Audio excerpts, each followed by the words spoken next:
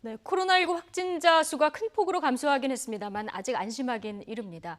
이제는 코로나19 이후에 달라진 일상을 모색해야 할 단계인데요. 더불어서 오늘의 정치권 소식까지 김영준 명지대 교수 그리고 차재원 부산 가톨릭대 특임 교수와 이야기 나눠보겠습니다. 어서 오십시오. 네, 안녕하세요. 안녕하세요. 자, 코로나19 확진자 수 어제 0시 기준으로는 0명, 오늘 13명인데요. 일단 이런 숫자만 보면은 국민들 입장에서는 좀 안심하는 마음이 드는 것도 사실인데 방역 당국이나 전문가들은 굉장히 신중하게 접근을 하시더라고요. 그렇죠. 아무래도 뭐 지금 그러니까 방역이 상당히 진정 국민에 들어가 있긴 합니다만 완전히 지금 퇴치된 상황은 아니거든요. 예. 그리고 무엇보다도 이 사실 이 무감염 그 증상이 상당히 또 두드러진 것이 이 병의 특징이지 않습니까? 예. 그리고 지난주 같은 경우는 지난 일요일이 지지난 일요일이 부활절이었고요. 또 4월 15일은 또 우리 선거도 있었기 때문에 대규모 이렇게 모일 수 있는 기회가 많이 많았다는 것이죠. 그렇기 때문에 만에 하나 거기서 만약에 집단 감염이 발생했다고 한다면 이 잠복 기간이 아직 지나지 않았다. 그러한 상황에서 지금 우리가 마음을 놓기는 쉽지 않다. 그리고 또 지금 다음 주가 지금 한금 연휴가 예정돼 있지 않습니까? 그 다음 주 조카죠. 그렇기 예. 때문에 상당히 이러한 상황에서 우리가 지금 조금의 긴장이 끈을 늦출 경우에는 다시 이 2차의 감염의 파도가 생길 수 있다는 것이 방역당국의 신중한 태도인 것 같고요. 그렇기 때문에 좀 더 조심스럽게 이럴수록 이 상당히 조금 긴장의 끈을 늦추지 않지만 그렇다고 해서 우리가 언제까지 이렇게 완전히 사회적 거리두기로 철저하게 나갈 수는 없다. 예. 그렇다고 한다면 앞으로의 그러니까 일상으로 복귀를 준비를 한 과정에 있어서 일종의 가도적인 단계에서의 생활 방역을 준비하는 그러한 이 태도로 나가자는 그러한 예. 이중의 메시지를 담고 있는 것이 아닐까 생각이 예. 듭니다. 일단 방역 당국의 신중한 판단들 그리고 국민들의 절대적인 협조 이런 부분들이 우리가 비교적 코로나19에 잘 대응하고 있는 어떤 원인이 아닐까 싶은데 일단 교수님 이제 5월 전후로 해서 황금 연휴도 있고요. 네. 조금 긴장은 하긴 해야 될 것 같아요. 그렇죠. 조금 전에 우리 최 교수님 말씀하신 것처럼 이 긴장의 끈을 놓치지 말아야겠다라는 얘기지 않습니까? 근데 지난 중국의 경우와 우리 경우 이렇게 비교를 해보니까 3개월 단위로 이게 나름대로 진정세를 보이는 것 같아요. 예. 우리가 첫 환자가 발생한 게 1월 20일이거든요.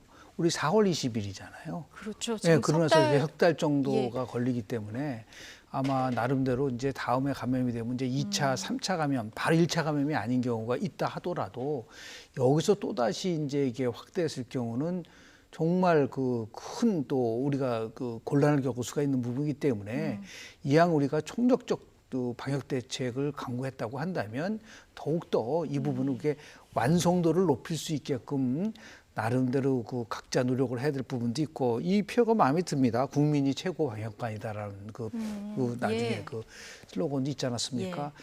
아마도 우리가 갖고 있는 특유의 우리 국민들이 갖고 있는 국가 국난 위기 상황 속에서 예. 같이 함께 이 위기를 극복하자라고 하는 그런 것들이 이번 우리 사태를 아주 나름대로 슬기롭게 극복하는 과정이 아닌가 좀 생각이 예. 좀 들고요. 이게 아마 다른 나라에서도 대한민국이 어떻게 해서 이렇게 한 3개월 내외 나름대로 크게 성과를 거뒀냐를 대해서 아마 연구를 할 것이고 네. 이거는 이제 앞으로 우리만의 문제가 아니라 세계 각국이 같이 협조 체제를 통해서 이게 11월 달에 다시 나타날지 12월에 다시 나타날지 모르지 않습니까? 그렇죠. 예. 이게 전 세계와 전 세계적으로 얽혀 되기 있기 때문에 예. 그런 데 있어서 우리가 좀 주도 역할을 했으면 좋겠다라는 말씀을 좀 드립니다. 예, 이번 코로나19 사태 겪으면서 우리 국민들 대다수가 우리나라가 선진국이구나 이런 생각을 했다는 뭐 여론조사 결과도 있던데요. 어쨌든 조금만 더 힘내셔서 당국이 요구하는 이런 사안들 조금만 더 협조를 하면 좋을 것 같습니다.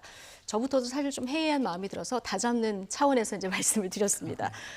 자, 어제 취임 이후 처음으로 4.19 혁명 기념식에 참석한 문재인 대통령. 통합된 국민의 힘을 통해서 코로나 이후의 새로운 세계 질서를 준비하겠다 이런 말을 하기도 했습니다. 듣고 오시겠습니다.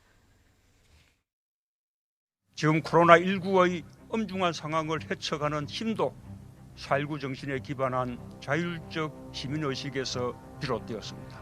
전 세계가 함께 겪게 될 포스트 코로나의 상황을 우리가 다시 개방성, 투명성, 민주성을 기반으로 한 연대와 협력의 힘으로 극복할 수 있다면 세계인에게 큰 용기를 줄 수 있을 것입니다. 정부는 통합된 국민의 힘으로 포스트 코로나의 새로운 일상, 새로운 세계의 질서를 준비하겠습니다. 지금 국민들의 이 힘도 4.19 정신에 기반한 자율적 시민의식에서 비롯됐다.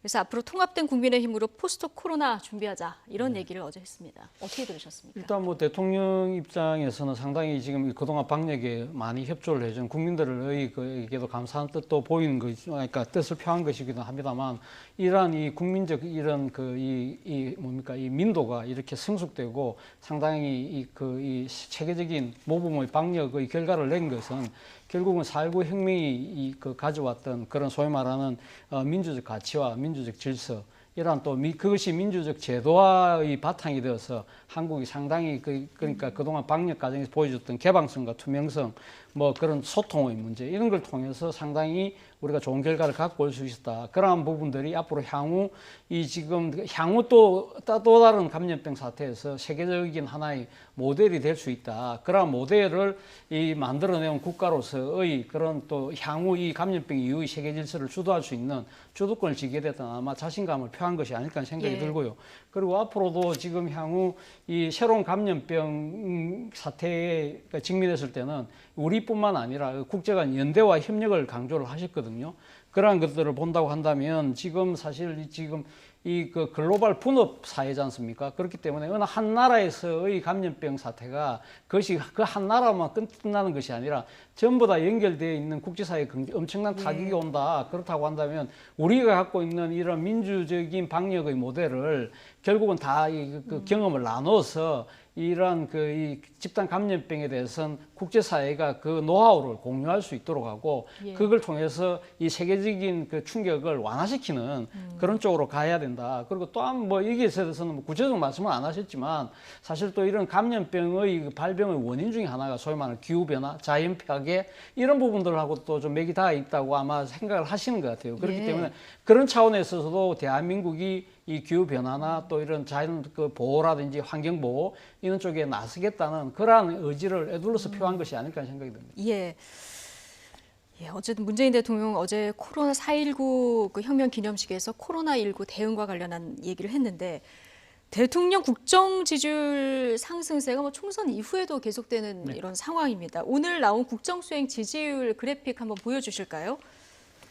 예, 지난주보다 지금 긍정평가가 3.9%포인트 올랐고요. 부정평가는 지금 37.6%를 보이고 있는데 긍부정평가 차이가 20%포인트를 넘어서는 그렇습니다. 이런 수치입니다. 예, 2018년도 당시 10월 4주차 때 23.1%포인트로 긍정평가가 높았었거든요. 네. 그런데 이번에 이제 20포인트가 높았기 때문에 2018년 10월이면 평양 정상회담 그렇습니다. 이후인가요? 이기 때문에요.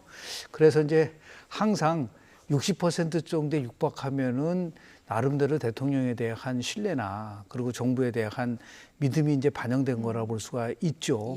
그런데 문제는 뭐냐면 그게 이제 정점이 돼서 보통 조금씩 이제 내려오는 그런 분위기를 이제 맞는 게 사실이었거든요. 그런데 또 하나 이제 역설이라는 게 있지 않습니까? 지금도 보면은 이제 그동안에 여당이 아주 강조했었던 게 두 가지가 있어요. 하나는 뭐냐면 우리 정부는 촛불혁명으로 탄생한 정부다. 다시 해서 도덕성과 정체성이 다른 어떠한 정부보다도 굉장히 강하다는 거를 얘기를 많이 했었었고요. 두 번째는 여당이 좀 일을 하고 싶은데 야당이 너무 발목을 잡는 경우가 있지 않느냐. 그래서 그 부분에 대해서 상당히 그 공격을 많이 했는데 이제는 이 두 가지 부분에 대해서 더욱더 정부의 책임감이 커질 수밖에 없지 않습니까? 이제 180석을 갖고 있기 때문에 뭐 아무리 야당이 발목을 잡는다 하더라도 이제 앞으로 모든 국정 운영에 대한 절대적 책임은 정부가 질 수밖에 없는 상황이기 때문에 이것을 이제 특히 코로나 이후에 뭐 이거는 경제 위기가 우리 혼자서 되는 게 아니지 않습니까? 엄청나게 어려움에 봉착이 될 텐데 이것을 어떻게 극복하느냐에 따라서 현재 기조가 유지될 수 있느냐 없느냐라는 부분들도 있고요. 또 하나는 이제 오히려 아까 제가 역설이라고 얘기를 했는데 힘이 생기면 여유가 생기거든요. 그렇습니까? 조금 전에 얘기했었던 연대와 협력이라는 게 꼭 예를 들어서 우리 4.19 민주 기념식에서만이 아니라 일반 정치적인 영역에서도 이게 필요한 게 아닌가요? 연대와 협력이라는 게. 그러니까 연대할 필요 없다. 우리가 180석을 갖고 있기 때문에 모든 걸 다 할 수 있다. 그거는 제가 볼 때는 그게 4.19 정신과는 다른 그 부분이기 때문에 오히려 힘이 있을 때 같이 함께 위기를 극복하는, 당연히 야당도 이제는 정부에게 힘을 실어줘야 된다는 게 이번 총선 결과가 주는 함이기 때문에 지금 뭐 이제 리더십 공백 상태 때문에 정신이 없겠지만 이제 추경 예산이라든지 앞으로 21대 국회에서도 좀 다른 모습을 보인다고 한다면 예. 국정 운영에 있어서의 단순한 숫자가 중요한 게 아니라 저는 정치권 전반적으로 국민이 주는 그 명령은 이런 것 같아요. 좀 바뀌라는 거거든요. 네. 그래서 협력을 해서 이 위기를 극복하라는 거가 국민이 준 이번에 총선의 예. 민심이라고 한다면 그것은 꼭 승리한 세력만이 아니라 패배한 세력 모두가 같이 함께 이 민심을 잘 한번 읽고 예. 거기에 대처해야 되지 않을까라는 생각을 좀 하게 됩니다. 예, 교수님 말씀하신 그 무거운 책임감, 이거 아마 여당도 알고 있기 때문에 오만을 경계하자 이런 목소리가 여당 내에서 많이 나오는 것 같습니다. 총선 과정에서 대통령의 높은 지지율이 굉장히 이례적인 일이고 이걸 좀 눈여겨봐야 된다. 김영준 네네, 교수님께서 계속 이 얘기를 해주셨었는데 맞습니다. 어제 이낙연 위원장도 이번 선거의 최대 공적은 문 대통령에게 드려야 한다 이런 얘기를 했습니다. 그렇죠. 함의를 좀 대통령의 해주시죠. 상당히 고공 지지율이 여당의 지지율을 견인하는 측면이 분명히 있는 것이거든요. 그런데 그 대통령의 지지율이 높은 이유 중에 가장 큰 이유가 뭘까요? 아무래도 이제 전대미문의 감염병 사태라는 이 국가적인 재난을 당면해서 그래도 집권 세력이 나름대로 상당히 잘했다. 세계적인 평가를 받고 있다. 이런 부분들에서 국민적 자존심 또 자부심 이런 부분들이 아마 여당의 표로 연결되었다고 한다면 대통령에게 박수를 칠 수밖에 없는 상황인 것이죠. 그리고 특히 이번 선거가 소위 말 양당 구도로 진행되지 않았습니까? 그렇기 예. 때문에 지지층이 결집했는데 결국 캐스팅 보트를 진 것이 부동층과 무당층이라고 한다면 그 사람들의 표심을 자극하는 데 있어서는 상당히 이러한 그 대통령을 중심으로 한 집권 세력의 그런 방역에 대한 부분, 결과, 좋은 결과 이런 부분들이 큰 작용을 했기 때문에 이낙연 전 선대위원장 입장에서는 박수를 칠 수밖에 없는 것이고요. 그리고 또 본인이 이번 총선을 강통을 하면서 소위 말하는 이제는 이낙연 이 잠재적인 대권 주자에서 이제는 일종의 완전히 대권 주자로 완전히 정식적으로 발돋움하고 나아가서는 뭐 일종의 뭐 일각에서는 그런 이야기까지 이낙연 대세론이 나오는 것이 아닐까라는 이야기가 나오는데 이럴수록 본인 입장에서는 상당히 좀 더 자신을 낮추고 겸손할 수밖에 없는 것이죠. 결국 앞으로 향후 자신이 대권 고지까지 가려고 하면 지금 현재의 집권 세력과의 분명한 차별도 해야 되지만 그 상당한 이 나름대로 팽팽한 긴장 속에서도 뭔가 협조를 하면서 뭔가 이 지금 집권 세력으로서의 공동 보조를 맞춰 나가는 측면도 필요하다. 그렇다고 한다면 본인 입장에서는 낮출 수 있을 만큼 낮출 필요가 있는 것이죠. 그런 과정에서 대통령에 대한 상당히 공을 돌리는 그런 은행이 놓을 수밖에 없지 않나 하는 생각이 듭니다. 예. 뭐 여러 가지 원인으로 여당이 단독 180석이라는 압승을 거둔 이번 선거입니다. 근데 여당이 압승한 이번 선거, 일부 선거구를 보면은 지역구 후보로는 진보정당 후보가 당선됐는데 보수 그 비례정당 득표율이 진보 비례정당 득표율 앞선 경우가 있거든요. 대표적인 경우가 이제 종로입니다. 그렇습니다. 예, 이낙연 후보가 당선이 됐는데 비례투표에서 보면은 미래한국당 득표가 조금 더 많았거든요. 네네. 이런 현상은 왜 나타나는 걸까요? 실제로 보면 이제 우리가 이제 소선구제라는 거를 채택을 하고 있지 않습니까? 소선구제는 지역구에서 한 표라도 더 많이 얻으면은 의석이 결정되는 거를 얘기를 하지 않습니까? 이번에도 보면은 253개 지역구 선거에서 민주당이 163석을 가져갔는데요. 이게 64.4%입니다. 그런데 지금 뭐 민주통합당은 84석밖에 못 가져갔는데 지역구 득표율로만 보니까요. 네. 8.4%포인트밖에 차이가 나질 않습니다. 그러니까 그만큼 이제 그 나름대로 우리가 선거제도가 갖고 있는 특이한 부분이기 때문에 그거를 실은 나름대로 개혁하기 위해서 만든 게 연동형 비례대표제예요. 그런데 거꾸로 그 혜택을 지금 민주당이 엄청나게 지금 본 거라고 볼 수밖에 없는 것이고요. 그래서 비례득표율을 보면은 33.8% 대 34.4%. 그러니까 미래한국당은 33.8. 더불어시민당은 34.4예요. 물론 거기에 열린민주당의 5.4%를 더하면 38.8%니까 더 많이 나오죠. 그럼에도 불구하고 두 정당 간의 비례대표 득표율이나 지역구 득표율이랑은 거의 비슷하다는 거예요. 이게 주고 있는 함의가 굉장히 저는 크다고 봅니다. 다시 얘기해서 조금 전에 다시 돌아와서 그렇기 때문에 아무리 압승했다 하더라도 힘으로 물어붙여서는 안 된다. 엄연하게 존재하는 야당표가 있기 때문에 그런 부분들을 잘 감안을 해서 정말 연대 협력을 가야 될 수밖에 없는 부분들도 있고요. 이거는 한편으로 야당은 조금만 심하게 빛이 보이는 거예요. 이렇게 우리가 완패는 했지만 그래도 나름대로 한 30% 내지 35%의 득표를 지금 갖고 있구나. 여기서 조금만 좀 개혁하고 혁신하고 민심에 다가서면은 40%까지 끌어올리면 지금 같은 상황에서 위기를 극복할 수 있는 부분이 생길 수 있기 때문에 여야 모두가 다 민심을 좀 정확하게 파악을 할 필요가 있다. 그런 의미에서 보면 양당 구조가 갖고 있는 독특한 현상이 이렇게 종로에서 보면 비례구에서는 미래한국당이 조금 더 나온 거고, 그런데 중요한 것은 그 표차보다는 이렇게 많은 표심이 여하튼 간에 힘을 갖고 국정을 한번 운영해보라 라고 하는 표심이라고 한다면 그것을 특히 야당이 잘 각성하고 성찰해야 될 거라고 저는 봅니다.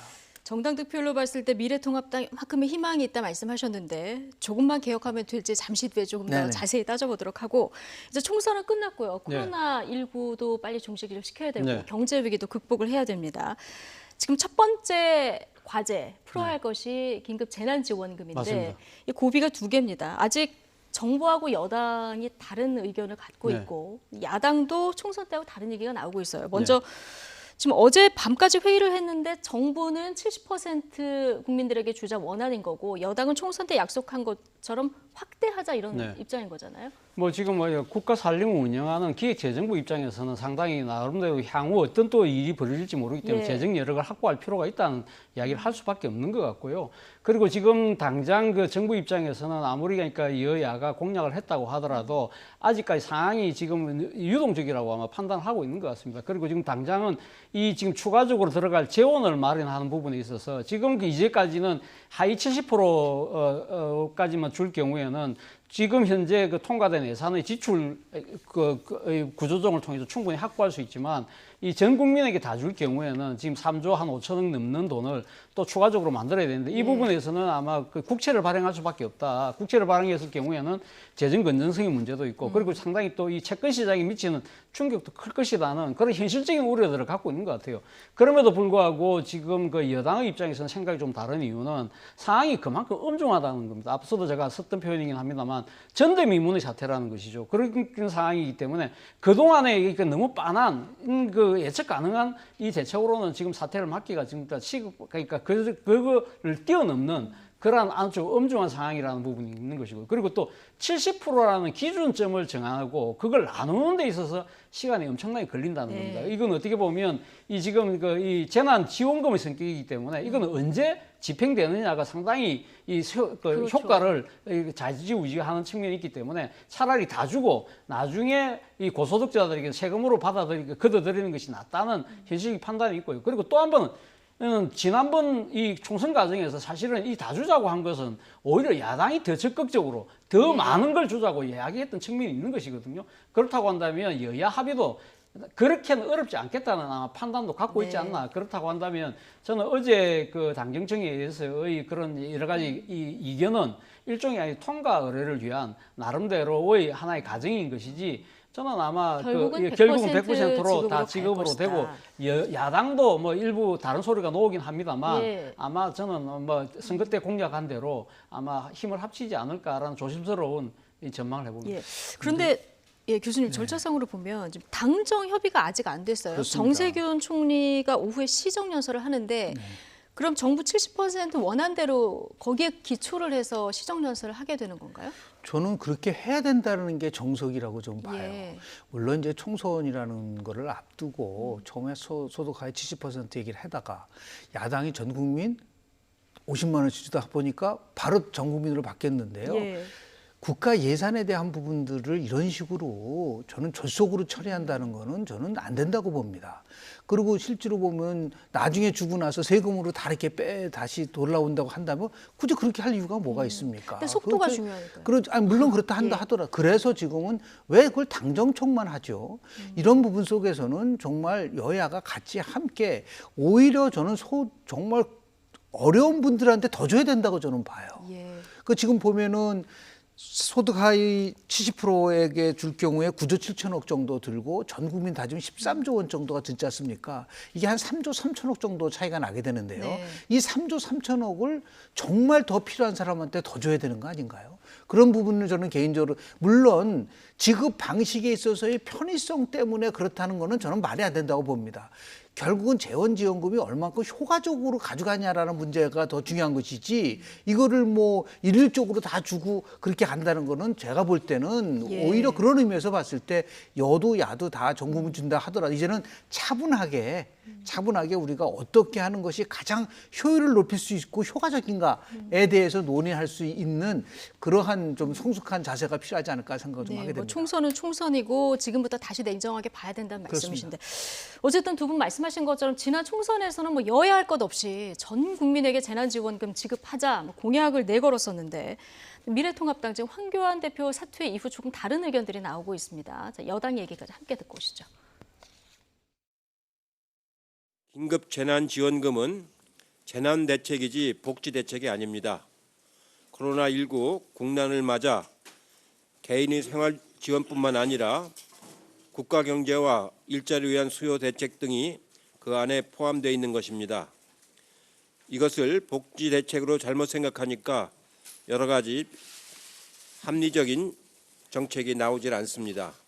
이제 미래통합당 당선자들 가운데 전 국민 지급에 반대하는 말이 나오고 있는 것 같은데 대책의 성격도 구분 못하면서 자기 당이 선거 때 공약한 것을 바로 뒤집는 수준이라면 그분들이 20대 국회를 한치도 벗어나지 못하고 있다는 것을 뜻하는 것입니다.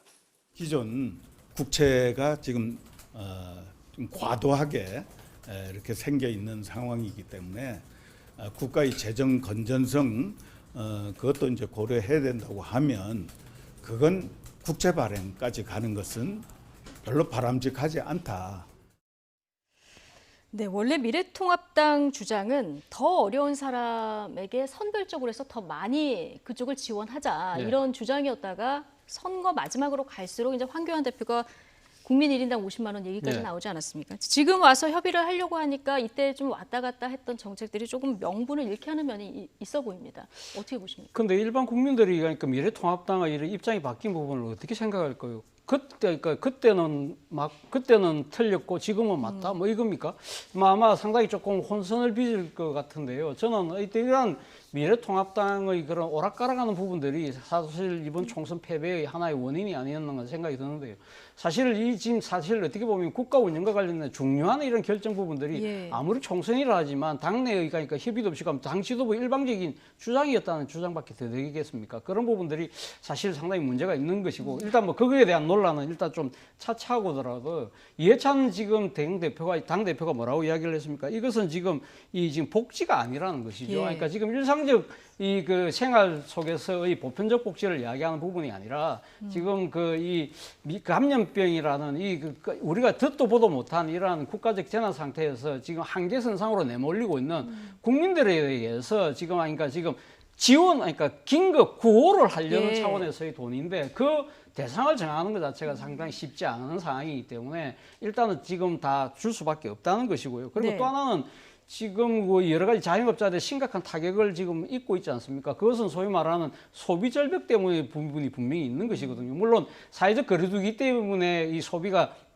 줄어든 측면도 예. 있지만 이 지금 가처분 소득이 상당히 줄어들면 따라서 소비가 지금 급감한 측면도 분명히 있다는 것이죠. 그렇기 예. 때문에 국민들 가게에다가 상당히 어느 정도 일정한 이 돈을 풀므로써 이 경제가 살아날 수 있는 마중물로서의 기능을 하겠다는 의지도 네. 분명히 있는 것 같습니다. 예. 그리고 또 앞서 김영유 교수님께서 말씀하셨듯이 더 어려운 사람에게 줄 필요가 있죠. 그런데 이와 관련해서는 지금 자영업자라든지 이 한계선상에 몰려 있는 여러 가지 부분에 대해서 구조를 나름대로 그러니까 도와주기 위해서 이 100조 규모의 이 긴급 자금을 정부가 지금 또 만들어 놓고 있거든요. 예. 그러니까 지금 재난지원금대로 그러니까 모든 가게에 다 주더라 하더라도 또 다른 그늘진 곳에 또 힘든 곳에는 또 다른 차원에서의 또 다른 대책이 나올 것이다. 지금 대책을 만들고 있기 때문에 거기서는 또 아쉽지 않게 뭔가 이를 지금 지원할 수 있는 뭐 이 제도들은 아니 그 장치들은 만들고 있지 않나 생각이 듭니다. 예, 어쨌든 뭐 재원 마련 부분 여야 간에 협의를 해야 되고 또 미래 경제 부분에 대한 부분도 숙고를 해야 되는 부분인데 현명한 결과가 좀 도출됐으면 좋겠고요. 이번 총선에서 셀렉슨 고배를 마신 미래통합당 얘기 좀 해보겠습니다. 이제 누가 당을 수습하고 재건에 나설 것인가 가장 큰 문제인데요. 자, 하지만 내부 자중질환도 지금 만만치 않은 상황입니다. 혼돈의 미래통합당 관련 영상 보고 이야기 이어가겠습니다.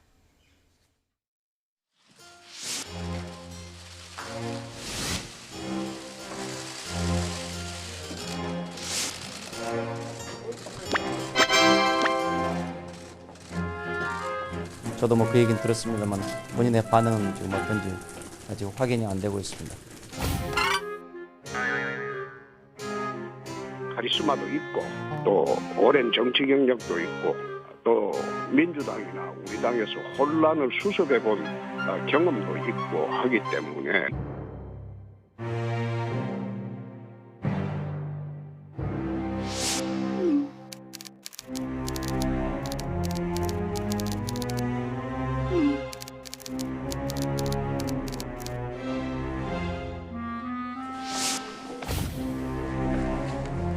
조기전쟁 등을 해서 새로운 지도부 체제를 구성하기 위한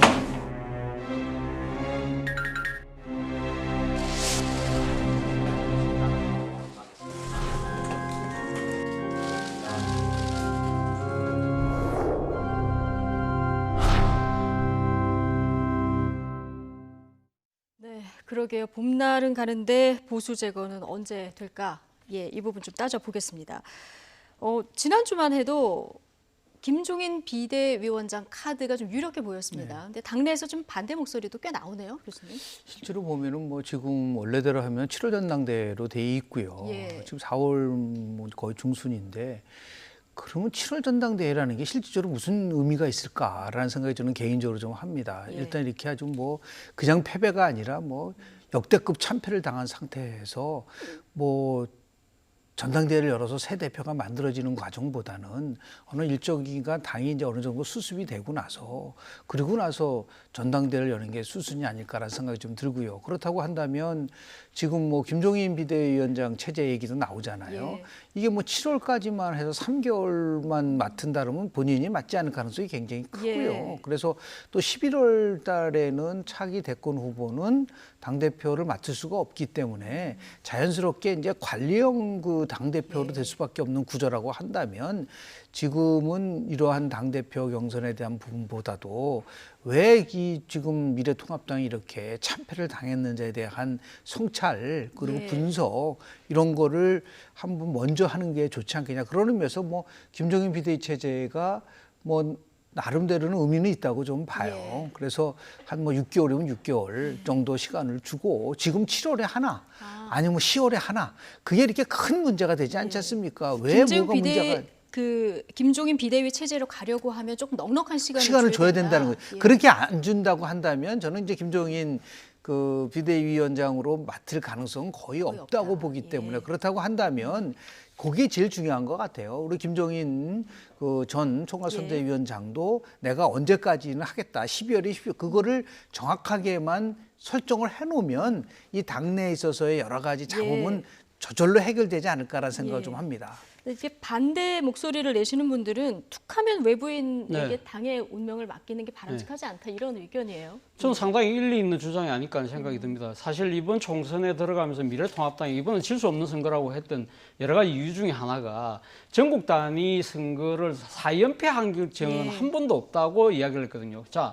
그럼 그 3연패 하는 동안에 그러면 지금 미래통합당은 어떤 조치들을 했나요? 자, 2016년 집권 당일 때 총선에서 패배했습니다. 그때 당시 비대위가 만들어지고 비대위원장을 헌법재판관을 지내신 분을 모셔왔어요. 그리고 2017년 대선에서 졌습니다. 네. 지고 난 뒤에 또 외부인사 모셔왔습니다. 임명진 목사 모셔왔습니다.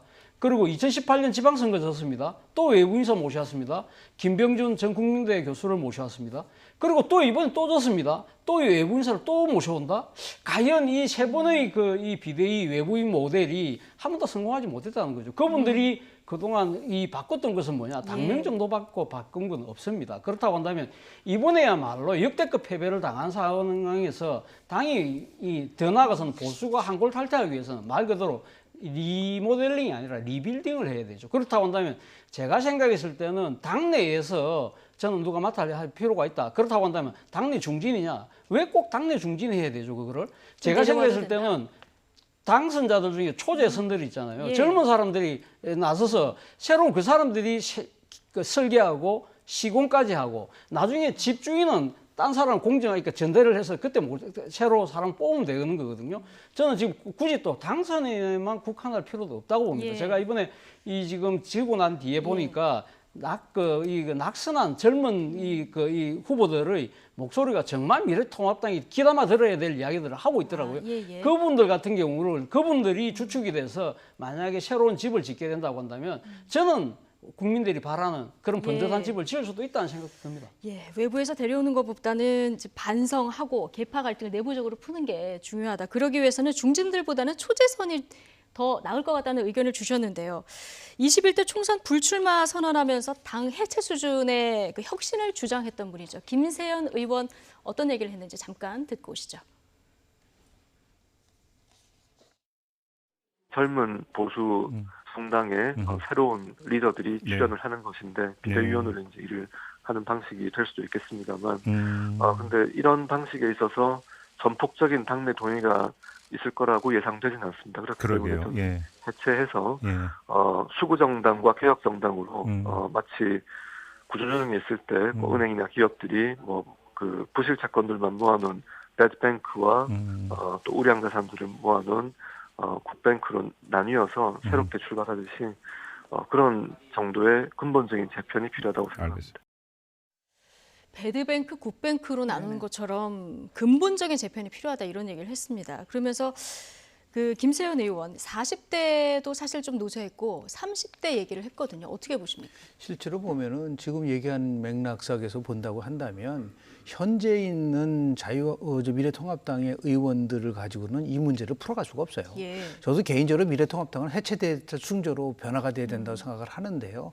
지금부터 미래통합당의 비상대책위 체제로 가서 한 6개월 정도 된 다음에 그 다음 수순이 바로 미래통합당은 사라지고 그리고 다른 정당들도 같이 다 함께 하면서 새로운 모습으로 갈 수 있는 게 가장 이상적이라고 보는데요. 만약에 김종인 비대위원장 체제가 되면 이렇게 될 가능성이 굉장히 높아요. 한 5분의 4 정도는 젊고 외부적인 사람, 개혁적인 사람으로 가고 한 5분의 1 정도만 당내 인사를 채용하면서 같이 함께 이걸 변화하는 뭐 3분의 1, 3분의 1도 될 수 있고 이런 비슷한 게 2016년도에도 더불어민주당 체제 때도 그런 모습을 좀 보인 적이 좀 있는데요. 문제는 뭐냐면 위원장들이 많았지만은 누가 위원장을 맡느냐가 중요한 거죠. 근데 그동안에 봤었던 그 비대위원장들은 그때 솔직한 얘기로 맡을 사람이 없어서 맡은 거 아닙니까? 그런 부분 속에서 가장 대표적인 게 김병준 비대위원장 체제가 나왔을 때 그 부분이 많았었거든요. 이제는 그러지 말고 그라운드 제로에서 시작을 한다면 현재 있는 미래통합당의 당내 중진이들 의원들 가지고는 거의 불가능하다. 그래서 새롭게 가져가려면 한 일정한 기간 동안 다시 새로운 수순 속에서 갈 수 있게끔 하고 미래통합당이 해체될 수준으로 갈 수 있는 그러한 혁신 방안이 도출되는 것이 최상이라고 저는 봅니다. 그라운드 제로. 많은 분들이 위기 때마다 조언을 해주시는데 이게 잘 안 됐습니다. 이번에는 좀 귀담아 들으실지 지켜보도록 하고, 그런데 안 그래도 복잡한 미래통합당.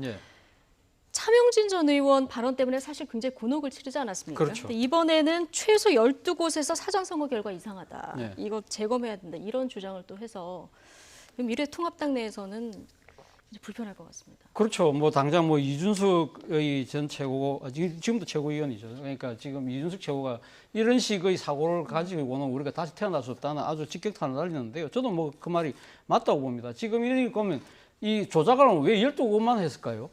저는 그 부분이 만약에 한다면 예. 더 많은 것을 해야지 왜 12곳만 했을까 생각이 드는데 어쨌든 이러한 주장을 보는 국민들 입장에서 본다고 한다면 아 미래통합당이 이번 선거 패배를 깨끗하게 승복하지 못하고 있구나 그렇게 지금 생각을 할 가능성이 높다는 것이죠. 그러니까 국민들이 이 보수 야당이 새로 태어나고 음악 해초리를 휘둘렀는데 우리가 그거 못 받겠습니다 하고 네. 지금 이렇게 의기장 놓는 것처럼 비친다는 것이죠. 그리고 또 이러한 사전 투표의 조작에 의해서 우리가 졌다고 생각한다면 패배의 원인 자체가 그 때문에 졌다는 거 아닙니까? 그렇게 예. 된다고 한다면 새로 해법을 만드는 것도 해법이 제대로 나올 수가 없는 것이죠. 그래서 저는 당내에서 이러한 목소리들은 좀 나올 수는 있다고 봐요. 그러나 이것이 당내의 전체 목소리가 되고 주류가 돼서는 안 된다. 이런 예. 목소리가 나올 때는 당내에서 더 따끔하고 엄한 질책을 통해서 이런 목소리들이 당의 주류가 되지 않도록 이끌어가는 것도 지금 앞으로 이 지금 미래통합당이 새로 태어나는데 하나의 중요한 기반이 되지 않을까 예, 싶습니다. 그런 의미에서 아까 30, 40대 얘기를 하신 네. 거예요.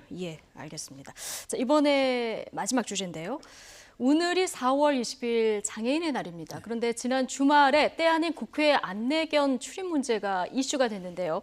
바로 시각장애인 피아니스트로 미래한국당 비례대표로 당선된 김일지 당선인 관련한 얘기입니다. 자, 직접 발언 어떤 얘기를 했는지 듣고 오시죠. 가족이자 어떤 신체의 한 부분이라고 할 수도 있고요. 또 동반하는 어떤 생명체, 생명 있는 동반하는 생명체라고 말씀드리면 조금 더 가까울 것 같습니다. 걱정을 제가 했는데 단지 걱정이었고 너무도 교감을 통해서 아는 것 같아요. 함께하면서 그런 쌓였던 모든 그런 느낌?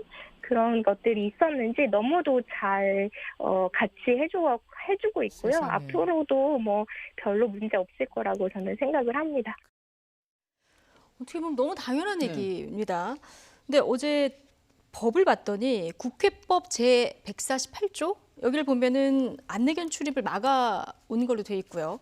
근데 장애인 복지법 40조를 보면은 안내견 출입이 어떤 공공기관이든 출입이 가능하다 이렇게 돼 있더라고요. 이 법도 지금 국회가 만드는 거잖아요. 국회가 굉장히 어떤 면에서 보면 이제 예. 10대 정치에 뒤떨어질 경우가 많아요. 지금 혹시 국회 본회의장 가시면은 의원들이 노트북 이렇게 켜놓고 이렇게 하잖아요. 옛날에 반입 안 됐어요. 노트북 반입이 안 반입 안 됐습니까? 됐습니다. 예. 그랬던 적이 있어요. 그러니까 예. 얼마만큼 우리 국회가 나름대로 시대에 뒤떨어졌고 무슨 이상한 이유를 가지고서 제안을 하는 거거든요. 예. 가장 민의의 전당인 부분들 또 이런 부분도 있습니다. 지금 우리가 국회에 들어갈 때요. 본관 말고요. 일반적일 때 의원회관 들어갈 때 정문으로 들어갈 수 있었거든요. 옛날에는요. 저 뒤로 돌아가 있었습니다. 아니, 그러니까 의원들은 본관에 들어가고 국민이 주인인데 뒤로 들어가서 제가 가장 먼저 엘리베이터를 탈 때요. 의원 전용이 있었어요. 아니 의원이 몇 명인데 의원 네 대인데 두 대가 의원 전용이고 두 대가 국민만 탔거든요. 국회가 앞서가야 되는데 아니 그 완전히 우리나라 국회는요. 예. 저거는 시대가 뒤떨어져서 한참 뒤떨어졌던 거를 그래서 끊임없이 그 문제를 제기해서 이 부분이 다 이제 해결이 됐는데요. 저거는 빨리 바꿔야죠. 그리고 21대 국회에서 하나씩 조문을 찾아서 정말 시대에 뒤떨어진 법은 바꿔야 될 거라고 저는 봅니다.